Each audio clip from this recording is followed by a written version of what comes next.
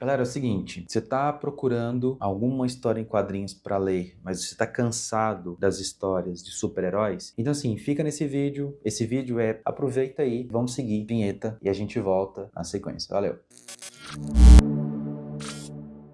Galera, voltando aqui, sempre importante, tá? Se é novo aqui no canal, deixa o like, se inscreva no canal, comenta, compartilha, e é isso. A primeira HQ é Seven to Eternity, do Rick Remender, que é um roteirista muito importante. Tanto ele já escreveu pra Marvel, eu não lembro agora se ele escreveu pra DC, mas eu sei que ele já escreveu, ele já teve alguns quadrinhos que ele roteirizou pra Marvel, de super-heróis, e é um cara que, assim, o cara ele é muito talentosíssimo. Nossa, é um artista muito incrível. Seven to Eternity, volume 1, da editora Darkseid. Mas quando eu vi isso daqui, eu achei bem interessante a proposta, né? A capa que é bem interessante. A coloração é maravilhosa. Uma coisa que eu curto muito nos quadrinhos coloridos é, sabe, a genialidade que os caras têm pra combinar as cores, de reproduzir um cenário, a luz. Cara, é impressionante. Para você que curtiu o último filme de Guardiões da Galáxia, isso aqui vai ser uma experiência maravilhosa. A história disso daqui, recomendo muito. Editora Darkseid. Na sequência, nós temos O Último Homem, do Brian Vaughan. E basicamente a história dessa HQ, ela fala sobre um universo pós-apocalíptico, em que todos os homens e todos os machos de outras espécies de animais simplesmente morrem. Simplesmente. Só que aí, o protagonista, o personagem principal, ele sobrevive, né? Que o nome dele é Yorick. Sobrevive ele e o macaquinho dele, que também é um macho. Sobrevive os dois. Gostei muito da história, gostei muito da pegada, eu só não gostei muito do estilo da arte. Eu achei um pouco digitalizado demais, principalmente pelo fato de ser uma coloração muito digitalizada. Aí eu não curto muito esse tipo de proposta. Parece muito chapada, bem chapada. Enfim, mas assim, a crítica que o autor coloca eu acho bem interessante, porque, por exemplo, uma vez que todos os homens morrem e se todos os homens majoritariamente ocupavam vários espaços profissionais, incluindo aí piloto de avião, piloto de qualquer tipo de aeronave, enfim, nas forças de segurança. Quando todos os homens desaparecem, as mulheres, que não ocupavam majoritariamente esses cargos, né, essas profissões, vão ter que se virar do jeito que dá. Então, por exemplo, não tem uma mulher que consiga pilotar um Boeing, por exemplo. Na proposta que ele coloca aqui, nenhuma mulher consegue pilotar um Boeing porque não teve essa oportunidade. Então, assim, pegando essa crítica do autor, faz muito sentido a gente parar de ter esse tipo de preconceito por gênero dentro da profissão e meio que igualar, deixar todo mundo ter as mesmas oportunidades para justamente, se isso acontecer, se, por exemplo, se desaparecer os homens, tem as mulheres para suprir essa necessidade. É uma crítica, mas é uma crítica bastante que faz muito sentido. Tem um certo embasamento, por assim dizer. Deus em Pessoa, do francês Marc-Antoine, eu não sei pronunciar, gente, me desculpa, Anthony, não sei, Mathieu, uma obra genial, a proposta que ele coloca aqui, genial. Assim, ó, a galera que gosta de filosofia e filosofia que dá uma alfinetada ali na teologia e apresenta um cenário absurdo, vai gostar muito disso daqui, da reflexão que é feita aqui. É uma reflexão barra crítica também à própria condição que nós estamos e também ao próprio capitalismo. Qual que é a crítica que ele faz aqui ao capitalismo? O capitalismo, a indústria cultural, pega tudo e transforma num produto. Então, tudo é reduzido a um produto, incluindo a própria arte. Então, aqui, basicamente, nós temos o seguinte, um cenário bastante absurdo, e aí ele aproveita desse cenário absurdo para fazer a crítica dele em cima disso. E aí a construção da narrativa é maravilhosa, é genial. Aí ele coloca pra gente da seguinte forma: imagina Deus em pessoa, ele aparece na Terra. Mas assim, como é que seria Deus chegando na Terra como uma pessoa? Ele viria todo-poderoso, abriria os céus e a Terra? Ou ele viria como um homem comum, de meia idade, sem nenhum documento? Praticamente um desconhecido, um andarilho, por exemplo. Um cara que não tem documento. Ou seja, se ele não tem documento, nas nossas instituições, significa que aquela pessoa não existe. Ou seja, O Estado burocrático, que precisa de um papel com a sua foto, com seus dados, com a sua impressão digital, diz para você que você existe. A partir do momento em que Deus aparece em pessoa, fisicamente, e se apresenta, eu sou Deus, tudo bom? Beleza? É nóis. O Estado não reconhece. Eu falei assim, não, mas peraí, você não tem documento, você não tem foto, você não tá aqui no meu sistema, então você não existe. Já é a primeira crítica. Deus não existe, do ponto de vista do Estado. Ele já começa daí a crítica. Só que aí, quando você vai lendo a HQ, ela é contada, a gente está assistindo um documentário, a gente está lendo, mas é um documentário que está passando pra gente. Tem um apresentador e tal, pá. E é muito interessante porque você tem no início da HQ, quando Deus aparece, se apresenta, ninguém conhece ali. Aparentemente parece que é um maluco que se diz ser Deus, né? Porque a ideia que a gente tem é essa, né? Você vê um cara gritando na rua falando que é Deus, você vai falar, ih, maluco, doido, doido, doido, doido, doido, doido. E aí, na sequência, ele vai mostrando pra gente a repercussão. Praticamente vira uma marca, né? Esse Deus em pessoa, ele vira uma marca. Copo, camiseta, caneca, calendário, enfim, vira bonequinho, ele vira um personagem, ele vira um produto. Ele é reduzido a um produto. Você aí, caro amigo, cara amiga, que já comprou um boné escrito fé. É basicamente isso. Enfim, e aí, ao passo que vai apresentando, né, esse processo ali, ele já vai apresentando pra gente como se tudo já tá finalizado. As coisas já aconteceram, pô, a repercussão de Deus em pessoa já aconteceu. E, assim, é tão impactante a presença dele aqui que a galera vai entender que é um farsante, é um cara que tá querendo dar um golpe, né? É um charlatão. Então vamos processar ele. E aí o próprio Estado vai lá e processa Deus, leva Deus pro tribunal. E aí vai obrigar Deus a pagar uma indenização por danos morais e tal, aquela coisa toda. Então você tem, ao longo da leitura, a gente tá lendo, na verdade a gente tá vendo um documentário e basicamente o que acontece é que durante o julgamento é um espetáculo, é final de Copa do Mundo, é final de novela, o último capítulo da novela, e todo mundo para ver aquilo acontecer. E é um espetáculo, né? E aí, na hora que Deus vai falar, ele faz várias reflexões, cita vários filósofos, mas ninguém compreende, simplesmente, ninguém compreende Deus. Então é uma crítica muito bem construída e não ofende ninguém. Se você não tem esse problema, eu te garanto que isso aqui vai ser um prato cheio, reflexivo, por assim dizer. Também da Comic Zone, Crônicas Ameríndias. Aqui, basicamente, nós temos o trabalho do Alcatena. Alcatena, que é um artista argentino, impressionante o trabalho do cara, e ele só trabalha com nanquim. Já adianto, nanquim é, no caso, só a caneta. É uma ilustração que não é colorida, e até porque se colorisse isso daqui, perderia todo o simbolismo, né? A proposta do nanquim não é ser colorido. O nanquim, ele tem que ser só o nanquim. E aí, basicamente, é o seguinte, Crônicas Ameríndias, quando eu peguei isso daqui, eu já peguei pensando nas aulas de história do segundo ano do ensino médio, que trabalha lá os povos ameríndios, né, os incas, maias, astecas, mas basicamente ele fala de outros povos, porque não sei você, mas além desses três que eu falei aqui, haviam outros povos que habitaram aqui as Américas antes da chegada dos europeus. E aqui ele conta várias histórias, são vários contos, crônicas, enfim, são vários contos ilustrados, curtinhos, que ele vai contando de vários povos indígenas que habitavam ali no entorno dos Grandes Lagos, que é uma região que tem ali na América do Norte, onde se desenvolve futuramente, nesse contexto, antes da chegada dos europeus, é uma região que depois, a partir do século XVII, né, 1620 para frente ou antes, começa então a se desenvolver o que a gente conhece hoje como os Estados Unidos. Na sequência, nós temos brasileiro, Tiago Souto, O Labirinto. Aqui é uma obra publicada pela editora Mino. Essa aqui é uma obra que ela foi concretizada através de um financiamento coletivo. Se você gosta de História Sem Fim e de Sandman, você vai gostar disso aqui. E aí, além disso, o traço que o Tiago Souto, ele escreve e depois ele ilustra, né? Ele mesmo ilustra. Aqui é um trabalho maravilhoso, incrível, que ele faz aqui.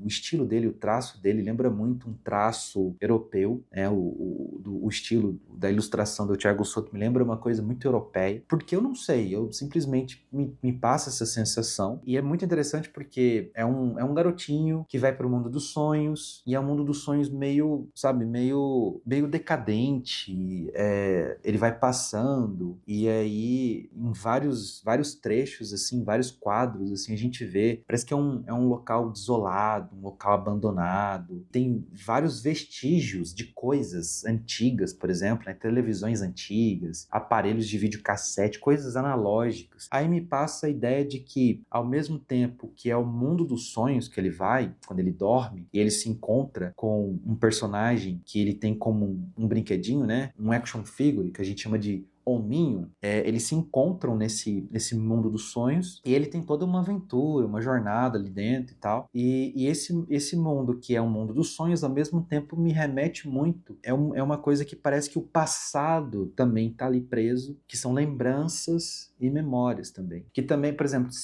além de História Sem Fim e Sandman, se você gosta, por exemplo, de A Origem, aquele filme A Origem, Inception, que tem o Leonardo DiCaprio, por exemplo, você vai gostar também disso daqui. É nostalgia pura, cara. É muito bonito essa história. Mas aqui eu não vou comentar muita coisa, porque é o seguinte, se gosta de mitologia, você é afim de mitologia e gosta de aprender sobre várias outras mitologias, então isso aqui, cara, você vai amar isso daqui. É uma história que gira em torno da mitologia hindu, é uma história fechada, também do Henrique Alcatena. É uma história incrível, é um épico mítico que gira em torno, né, do folclore e da mitologia. Assim, aqui, lendo essa história, esse quadrinho, eu cheguei à conclusão de que eu preciso me aprofundar mais na mitologia hindu, porque eu não sei praticamente nada. E é triste, porque eu gosto muito de mitologias, enfim. Na sequência, você gosta de Lovecraft? Gosta de terror? Então você vai gostar disso aqui, Providence. O Alan Moore, em parceria com o Jensen Burroughs, acho que é assim que se pronuncia, ele cria um personagem que é um jornalista, lá no início do século XX, e ele joga esse personagem dentro de é como se ele pegasse o personagem e jogasse dentro do universo, né, dos contos do Lovecraft. É como se a história estivesse passando dentro do universo do Lovecraft. Aí o Lovecraft existiu ali, e existe toda uma narrativa em cima, né, de várias especulações. Para quem gosta de terror mesmo, da obra do Lovecraft de modo geral, e você gosta do Alan Moore, conhece o trabalho do Alan Moore, isso aqui é muito bom mesmo, que também ele mistura uma outra mitologia que inspirou o Lovecraft, que é a mitologia do Chambers, né? O Howard Chambers, se eu não estiver enganado, que é o cara que criou a mitologia em volta do Rei de Amarelo. E aí o Rei de Amarelo, por exemplo, o Rei de Amarelo que mora numa cidade que se chama Carcoça. E sim, a mitologia do Chambers foi inspiração para criar aqui o nome do canal, enfim, né? Então, assim, vale muito a pena. Providence, aconselho. Gosta de terror, Lovecraft, pega isso aqui, que é muito bom.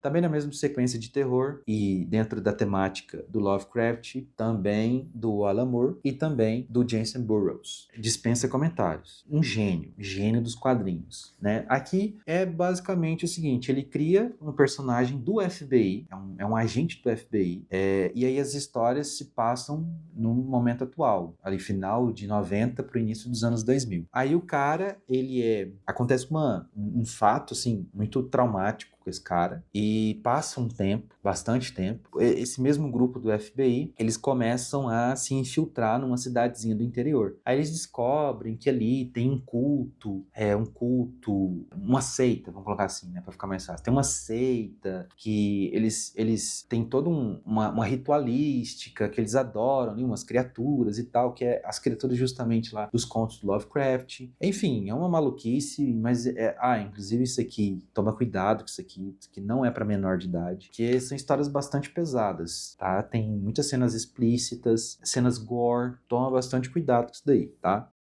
Na sequência nós temos Housetones, que é assim que se pronuncia, do Rafael Scavone e Rafael de la Torre. Isso aqui é a história completa. Aqui você tem... Porque quando lançou lá nos Estados Unidos essa história, lançou dividida em volumes. Aí a Dark Side pegou, juntou tudo num encadernado e lançou todas as histórias. Então aqui tem todas as histórias. Aqui basicamente é o seguinte, é uma história que se passa durante a Guerra Civil dos Estados Unidos e o protagonista, que é uma espécie de xerife de uma cidadezinha do interior, eles estão sofrendo um inverno severo, a falta de alimento, a presença do exército ali próximo da cidade, que suga todos os recursos em volta dali. E aí, alguns casos estranhos começam a acontecer. Pessoas começam a desaparecer, tem a sensação de que parece uma criatura rondando a cidade, e ao mesmo tempo também tem alguma coisa, essa coisa, o fato das pessoas estarem desaparecendo tem ligação com a base militar próxima ali da cidade. Aí o xerife, ele consegue entrar dentro lá da base, enfim, ele descobre um segredo muito profano, por assim dizer. É muito bonito, né?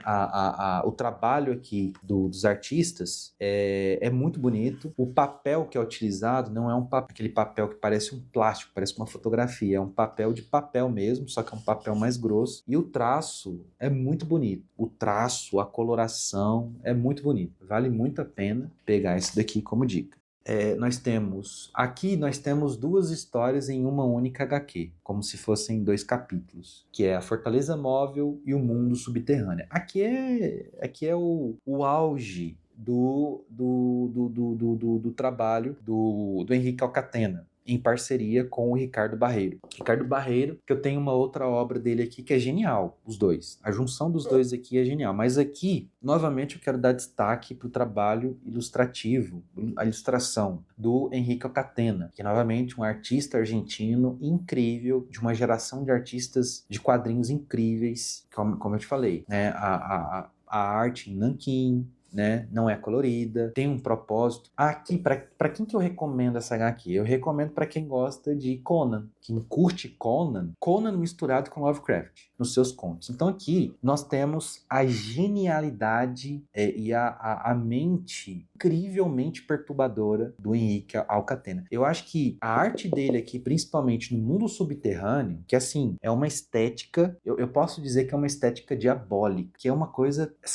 ele mistura vários elementos e ele cria uma coisa do nada ali, ele cria uma coisa muito diferente. E quando você vai lendo essa segunda história, o mundo subterrâneo, vai causando na gente um estranhamento. E é proposital, é genial isso. Assim, vale muito a pena isso daqui, vale muito a pena. Gostaria que a editora Pipoca e Nanquim tivesse vendido juntamente com a obra um pôster dessa capa, inclusive. Eu ia ficar muito feliz mesmo. Nós temos Infiel de 2 artistas, Pitchot e Campbell, e as cores de Vila Rubia. É uma história bastante pesada, tá? Eu vou explicar por quê. É uma história bastante pesada porque Infiel fala sobre uma jovem muçulmana que mora com a família num prédio, sim, de classe média baixa, e é uma jovem que ela sofre muito com xenofobia, intolerância religiosa, racismo, a família dela toda muçulmana e tal, e é um drama que por trás dessa temática de terror, também tem essa questão, né, um terror sobrenatural e de possessão, inclusive, você tem por trás disso tudo os traumas, as feridas, né, o trauma psicológico e emocional dessa jovem infiel, sabe? É, assim, incrível a história, e é uma história que, se eu não estiver enganado, aborda justamente aquele contexto histórico nos Estados Unidos, em que os Estados Unidos começam a faz praticamente, né, uma caça ao terror, né, que é a caça aos terroristas e tudo mais, e é um período, inclusive, que o pessoal distorcido, né, vai relacionar o islamismo ao terrorismo, e isso não tem nada a ver. Enfim, Infiel é muito bom, sabe? Quem curte aí um terror sobrenatural, gosta lá, por exemplo, de Invocação do Mal, vai curtir muito Infiel. E por último, não menos importante, nós temos essa obra aqui, eu falo que é Hanksy, não sei como é que fala isso daqui. 3 artistas italianos, Stefano Tamburini, tem que fazer assim, né? É o estereótipo. Tanino Liberatore e Alain Chabat. Eu acho que só esse Alain Chabat, que eu acho que ele não é italiano, eu acho que ele é francês, mas não tem problema. A história original é desses 2 italianos, e é uma história que, aqui no início, eu acho que toda HQ, ela tinha que ter isso. Na apresentação, a apresentação de Alexandre Link, que eu amei essa história, não por conta do enredo em si, que o enredo é um caos. Inclusive, isso aqui é muito violento, tá? Violento, explícito, muito. Isso aqui é para maiores mesmo. O que eu gostei dessa HQ foi o contexto histórico em que o Liberatore e o Tamburini, eles criaram esse personagem, que é o Hank. Esse personagem aqui da capa, ele é um robô, mas ele simula um ser humano. Mas é um robô totalmente maluco. É um robô extremamente violento, muito violento, muito violento. E o contexto histórico que eles criaram esse personagem, toda essa história, foi um contexto em que a Itália estava passando por um período bastante conturbado, que é ali em 1977, a Itália governada por um governo de extrema-direita, um governo que flerta muito ainda em 77 com o fascismo lá de Mussolini, né? O Mussolini lá da década de 30, 40. E aí os dois criadores, na época eles eram estudantes, eles estão participando dessas manifestações. Eles vão às ruas, vários estudantes, incluindo eles, vão às ruas participar dessas manifestações contra o governo. E óbvio, o governo ele vai impedir que essas manifestações crescessem por toda a Itália com muita violência. E a história é criada nesse contexto de violência, de revoltas estudantis. Eu até tentei buscar, por exemplo, algum artigo, alguma coisa, né, que comentasse um pouco mais desse contexto histórico que eu desconhecia completamente. É um cyberpunk bastante violento, é isso. É muito violento, cara, é muito violento. São capítulos, e quando a gente chega no terceiro, quarto capítulo, se eu não estiver enganado, a gente já percebe uma diferença. O capítulo 1, ele é todo preto e branco, não tem coloração, e do capítulo 2 em diante, ele já tem uma coloração. O estilo da ilustração, o traço da ilustração é bem daquele período, sabe? É bem reflexo daquele período ali. Enfim, espero que vocês tenham gostado dessas recomendações. Então, se você gostou, deixa o seu like. Se você é novo aqui, se inscreva no canal. Comente aí se você conhecia alguma dessas obras ou qual dessas obras despertou o seu interesse. Então eu fico por aqui e até a próxima. Tchau!